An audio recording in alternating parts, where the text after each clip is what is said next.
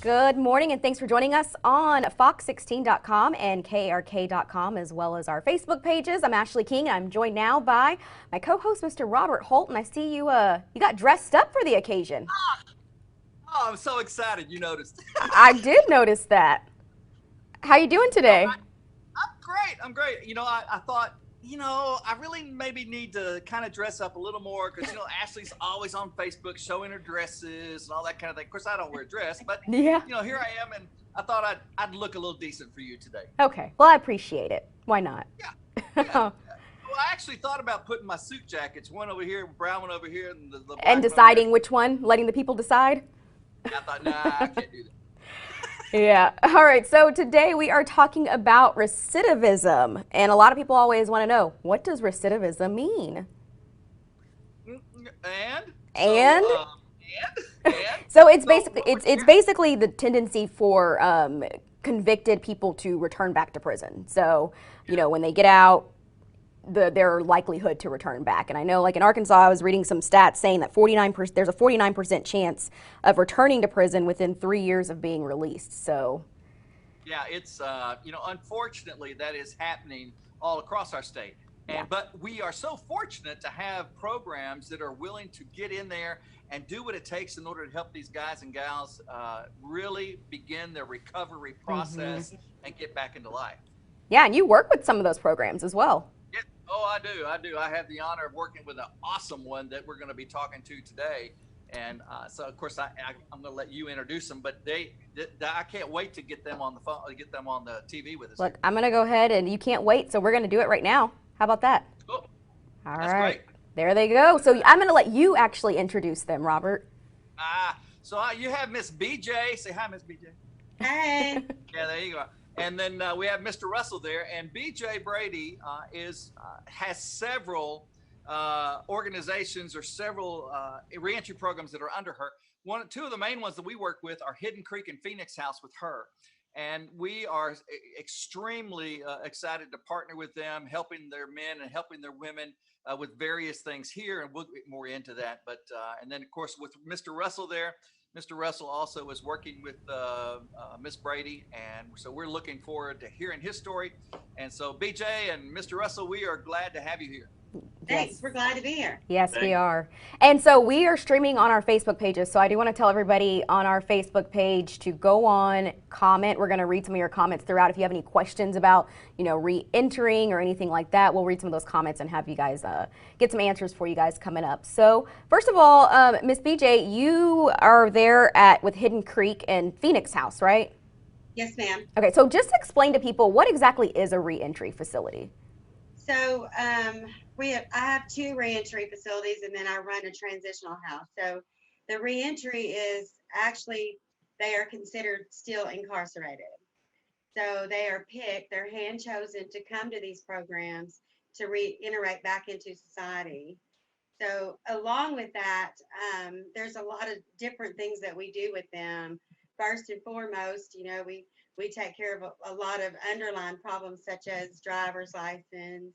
A lot of them have misdemeanor fines and warrants throughout the state of Arkansas.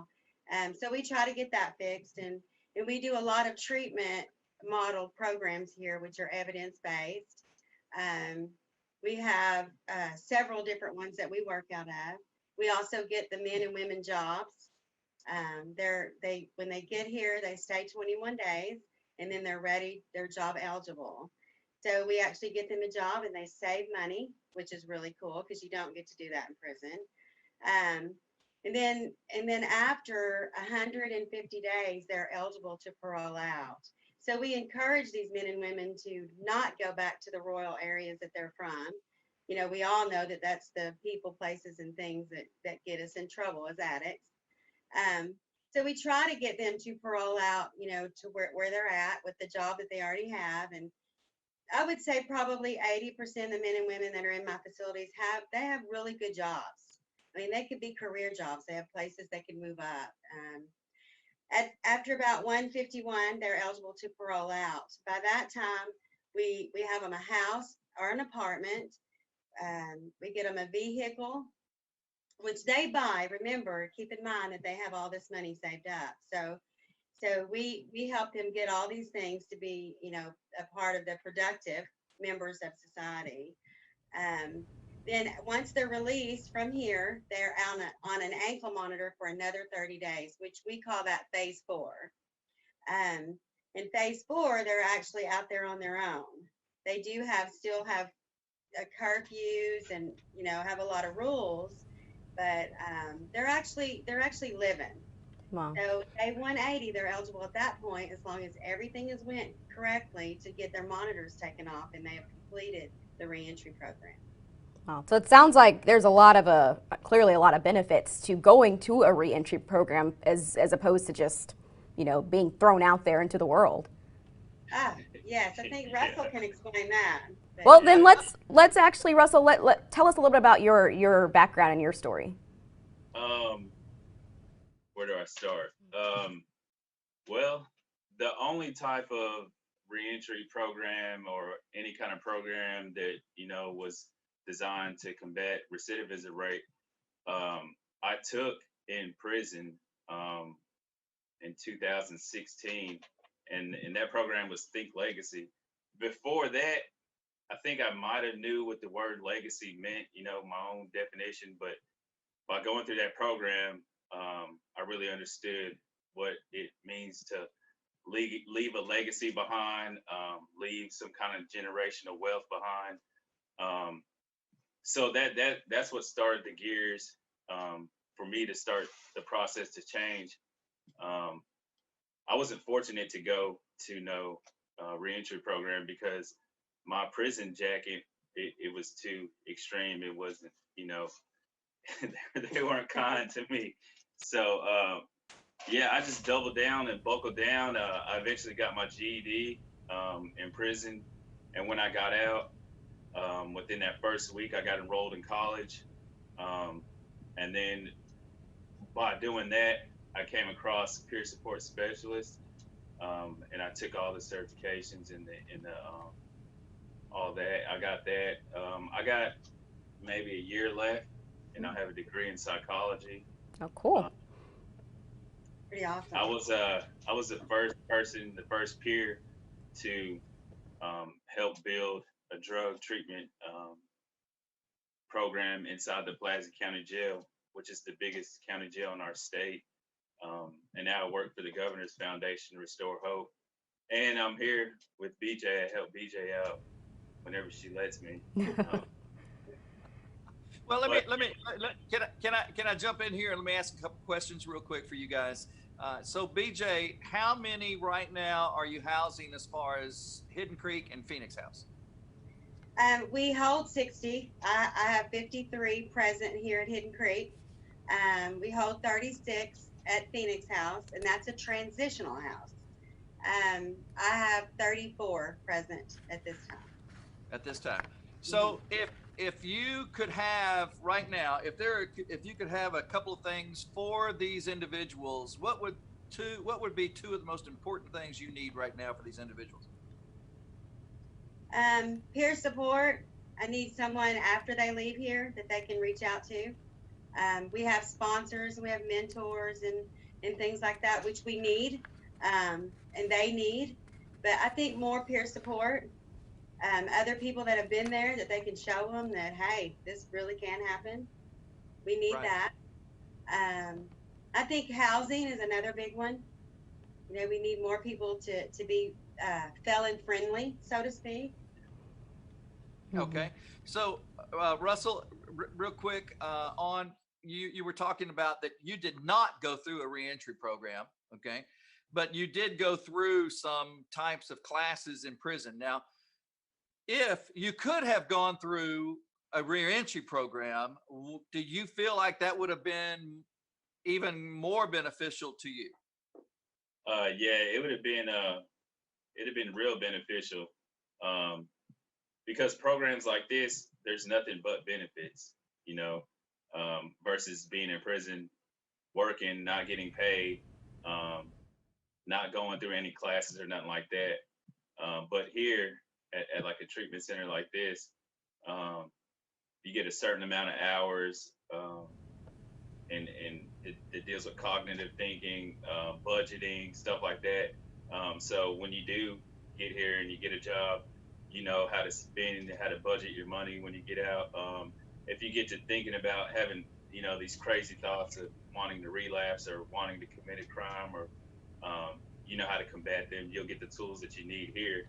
And majority of people with the background that I have, we need help thinking. We need help, you know, to think things through. And places like this, they're compassionate, and they have the time and the heart to deal with us. Russell, what was that like when you did get out? Were you like, had you been in prison before and gotten out and gone back, or when you got out, were you able to stay out? No, so I got out and went back a couple of times, and there was no, I didn't know of any resources or any kind of programs that would help. That like today, there's a lot of resources and programs that are willing to help, willing to bend over backwards to combat this recidivism rate. So I think that's important to. I guess bring awareness to the certain kind of programs that are out here, the certain kind of avenues you can go to get help.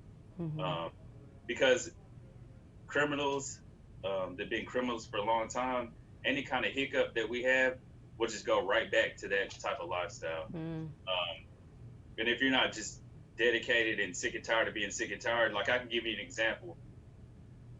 Me getting enrolled in college, I thought it was going to be easy, so I went up there. They gave me the runaround. I had to go back to the IRS, and I had to go back, get this form, and go back over here.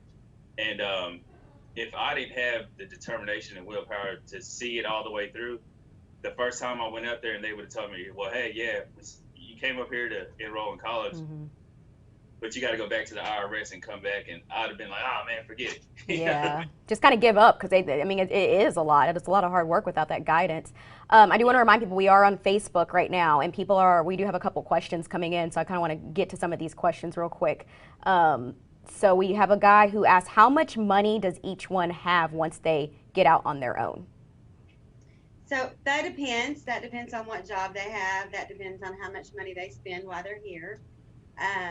I've seen guys leave here with $10,000, $12,000, $14,000, and that's after they get an apartment and a car. I've seen guys that leave here that with $6,000, $7,000. Now, mind you, Ashley, they have a lot of fines.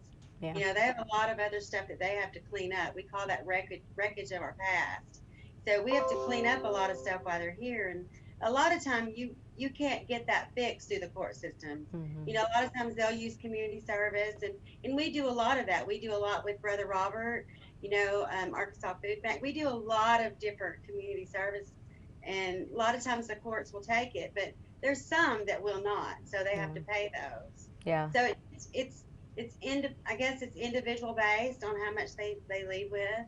I think it's more like not necessarily about the money, it's about leaving here with a clean slate. You know, as long as you're healthy and work, the money's gonna come, but having the opportunity to leave here with a clean slate of no more fines, no more, or even just getting on the right track to start paying your fines, or, you know, stuff like that, leave with a license. Because some of these men and women haven't had a license for years, and majority of their troubles come from getting pulled over and not having a license, and it's a whole web of problems. But people like this and centers like this can cut through a lot of that stuff. Yeah, we have another question asking, does reentry allow you to have your wife and kids there, your family there with you? No, ma'am, it does not. Okay. Now we do have, well, since COVID, you know, everything's been closed down, so we haven't been able to do it. But we have visitation, and after some time of them being here, they get 4-hour passes. Once everything opens back up, we will go back to that. Yeah, you know, so I've got to ask the hard question. We've got about 10 minutes left, okay? Somewhere in that neighborhood. And it could go a little farther, but if Russell, let me ask this that I'm hearing people's minds right now because I've heard this all my career in ministry of working with those in reentry, gang members, and so forth.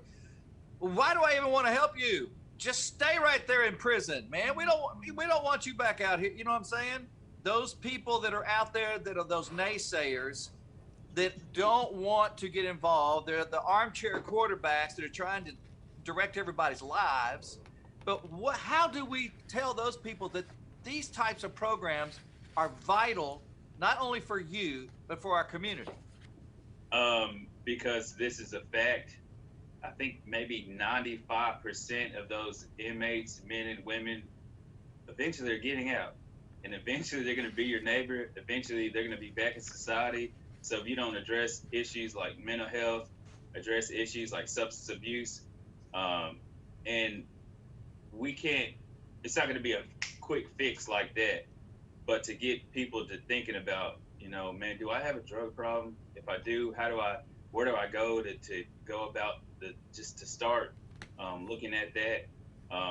Because ultimately, they're going to be your neighbor. They're going to be Ashley's neighbor. We don't live in two different worlds. We all live in the same world. That's right. That's right. Yeah, that's true. That is All very the true. same air. That's right. But Yeah. I hear that. Man, I hear that kind of stuff. And I'm like, come on, people. We have an opportunity to help somebody. I don't care what they've done. We've had an opportunity to love and help that individual. That's right. Yeah, very true. I guess let's see. You mentioned that you had a you could have went back. If you didn't have that willpower. How were you able to get your mind right to decide like I'm not going to keep doing this?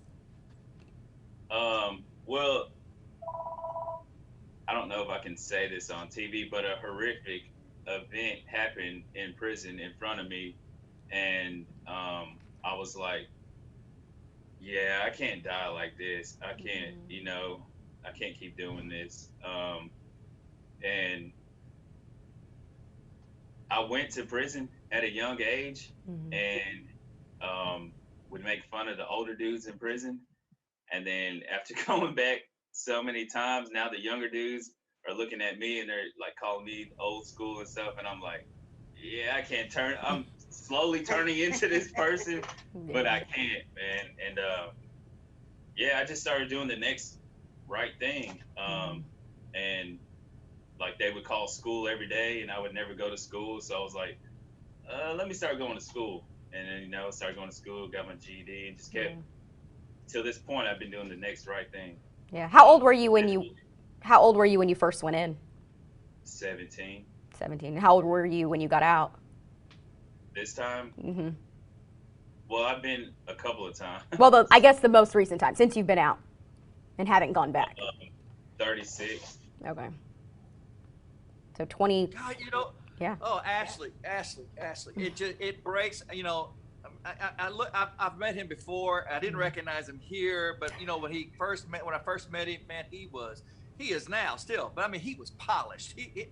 You couldn't even begin to tell. And so when I hear somebody say they've gone in at 17, I've got a kid right now that's back here that's probably that age or went in at that age. And it's like, why? What are we doing out here in our community to help these individuals before they go in? Yeah. So tell me, what can we do, Russell? What can we do to stop your little brothers, so to speak, okay, from going in to doing what you did?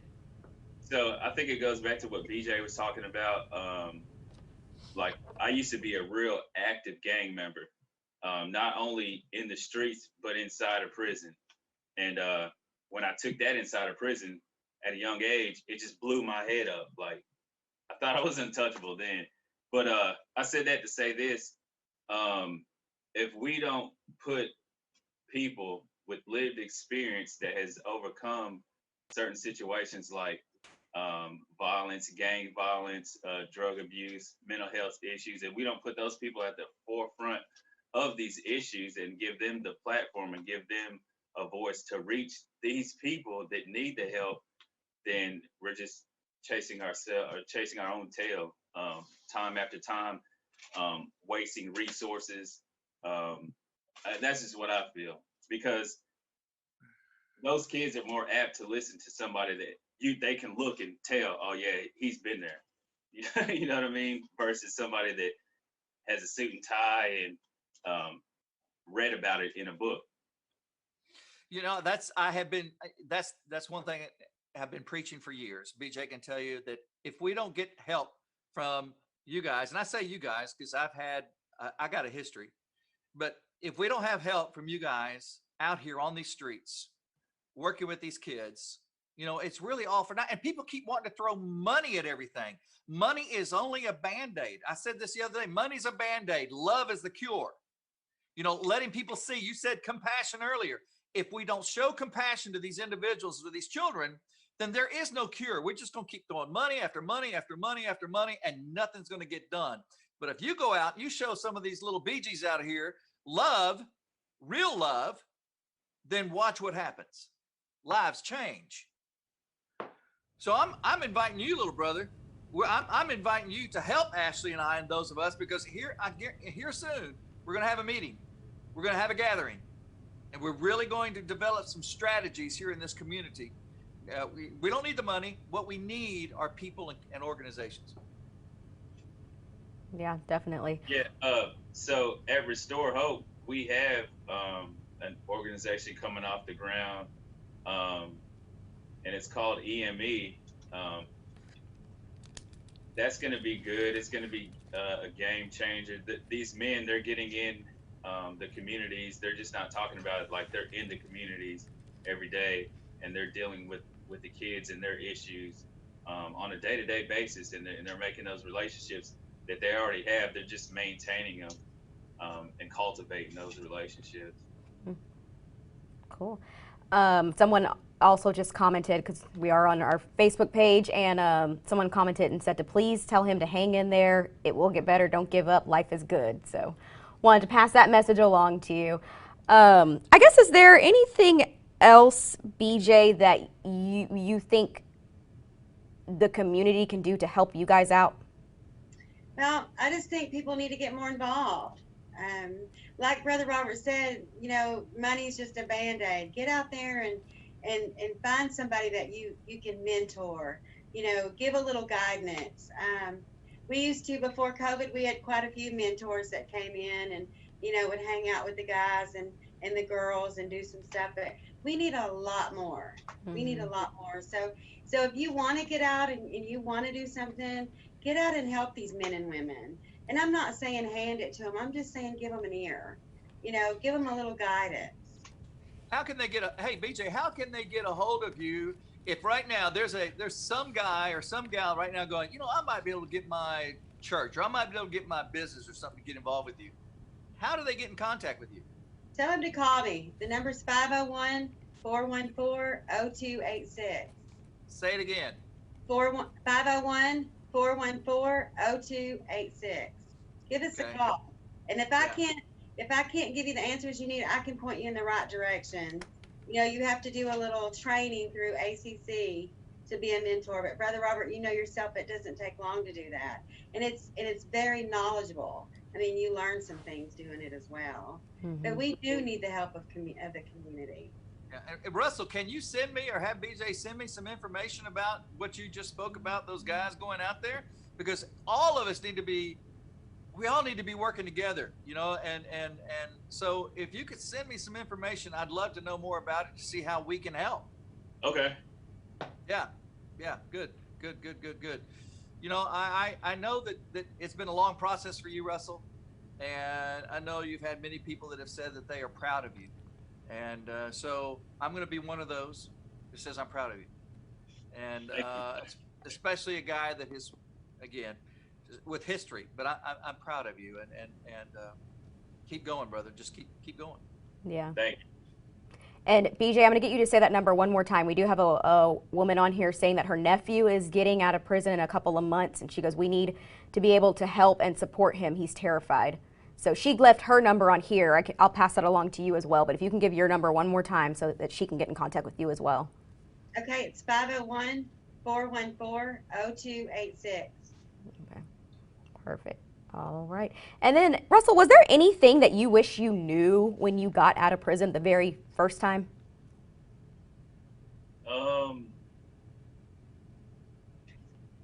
Resources. That's pretty much it. And like a mentor, because there was somebody has gone where I'm trying to go, because I had a whole bunch of questions, but I had to figure it out on my own. And I'm not the type of guy that wants to take the easy route. I've been in prison multiple times, so but it would have been cool to confide in somebody when I had hard decisions to make, and have that person to bounce those ideas off of. If people in the neighborhoods right now, I don't care what neighborhood, all neighborhoods, if people in neighborhoods had new resources that were out there for their various issues that they have, and they had it at their fingertips, not a computer, but they had it at their fingertips, because a lot of people don't have computers still. Is that something that is necessary, do you think, in our world today? Yeah, I think it is extremely necessary for resource centers that can provide a wraparound service, and in at least every big city. So there's a disconnect when somebody gets out of prison and they're just released. There's no handoff, because the majority of these people got mental health issues, and they have substance abuse issues that are not being addressed. And trust me, nobody wants to be a drug addict. We're stuck with mental health issues, and we're gonna be stuck with them. We just need to know how to work with them. But yeah, I would say resource centers, and up-to-date resources.